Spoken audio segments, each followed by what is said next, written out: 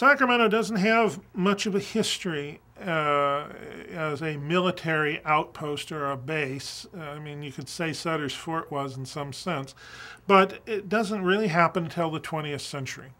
And in the early part of the 20th century, as World War I is coming upon us, the city of North Sacramento gets a contract to build World War I style military airplanes. They were called JN-4s or Jennies. And their contract called for them to deliver those to the military.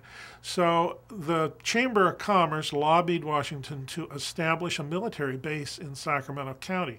It was at what we now know as Mather Field, or Mather Air Force Base. And it was in place by 1918, and they were taking delivery of planes and then moving the planes from here off to Europe.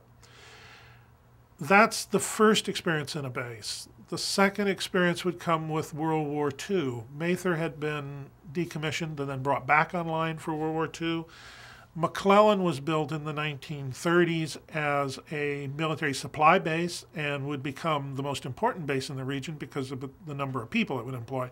At one point, I think probably up to 30,000 people worked out there.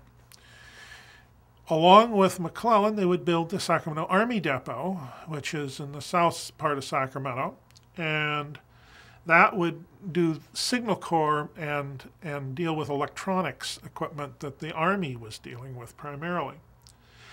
They also had a few other things in the region. They built a thing called Kohler, Camp Kohler, which was a training school for signalmen, which was a thing. It also happened to serve as the internment camp for Japanese as a transfer camp, and it was called Willarga for that purpose.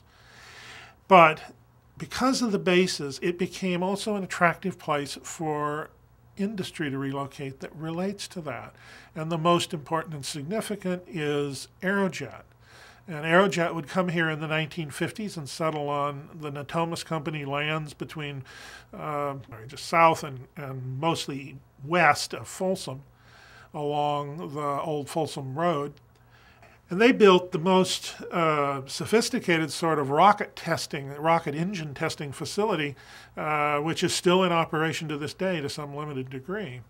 But it peaked and the population diminished. So it's an up and down industry for Sacramento, but an important one, a major employer, probably next to state and local government combined. The military is the next largest employer in the region.